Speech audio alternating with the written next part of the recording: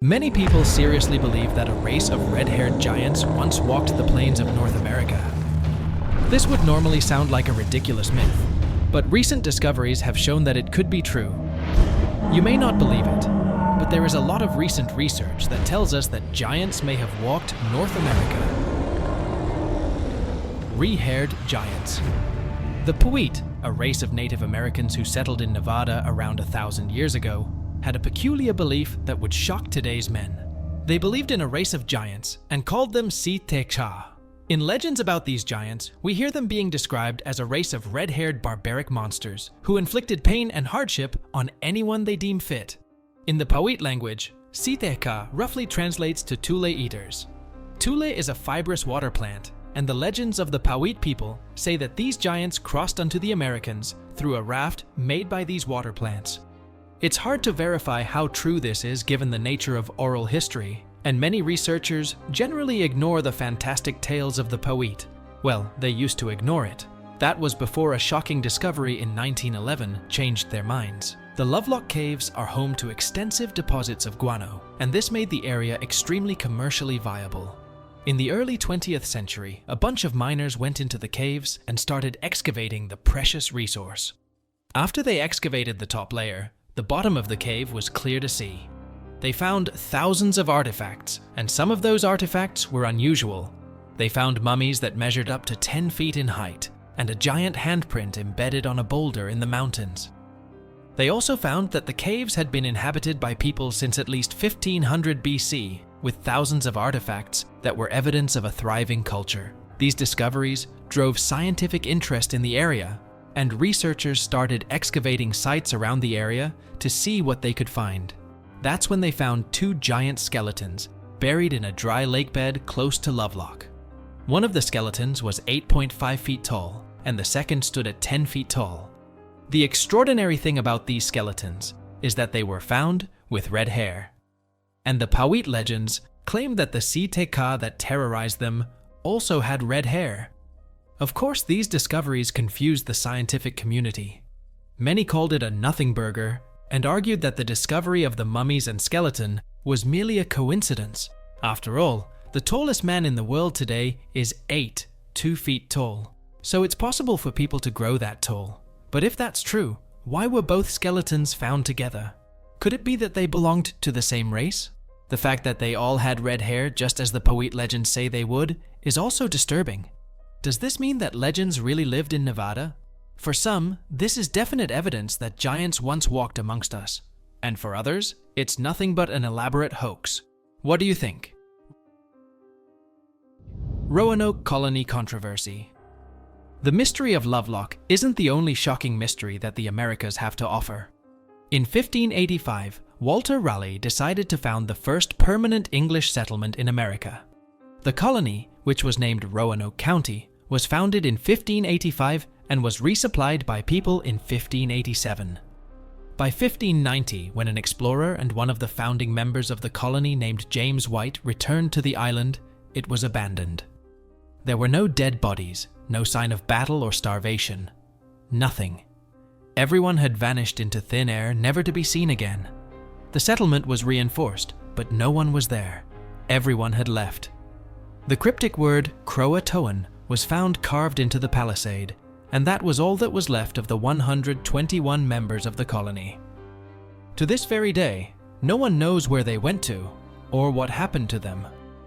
For some people, the people of Roanoke County are the disappearing aliens of history.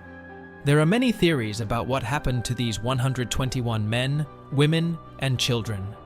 There are some who say they tried to return to England using their ship called the Pinnacle, but that would have been an arduous and almost impossible task. There are others who take a clue from the word Croatoan left behind and say that the colonists relocated to Croatoan Island. Unfortunately for James White, a lost anchor and rough seas meant he had to return to England before he could go to Croatoan Island. Others believe that they assimilated with some of the native tribes in the area. What do you think? Bennington Triangle. You have probably heard of the Bermuda Triangle, but very few people have heard of the much less known Bennington Triangle. The Triangle is an area of southwestern Vermont within which several people went missing between 1945 and 1950. The first reported disappearance was of a man named Middy Rivers. Rivers had been with a hunting party and had separated from the party for just a short while. However, after a few hours and he hadn't returned, the hunting party started the search for him. After hours of search, they discovered a single rifle cartridge that was found in a stream. There was nobody, no clothes, nothing. This was so strange because Rivers was an experienced outdoorsman who couldn't easily get lost. The next year, Paula Weldon disappeared around the same area too. She was never discovered. The next disappearance was of James Tedford, who got on a bus to Bennington and was still aboard the bus at the last bus stop before arriving in Bennington. However, somewhere between the last stop and Bennington, he vanished, never to be seen again. His belongings were still in the luggage rack, and an open bus timetable was on his vacant seat. 8-year-old Paul Jepson suffered the same mysterious fate after his mother left him unattended for an hour. Bloodhounds traced him to a local highway where Weldon had disappeared a year earlier. He was also never found. The only victim whose body was found was a 52-year-old Frida Langer, who'd gone on a hike 16 days after Jepson got lost. Her body was found, but because of the state of the remains, a cause of death couldn't be determined. Till today, no one really knows what happened in the Bennington Triangle between 1945 and 1950.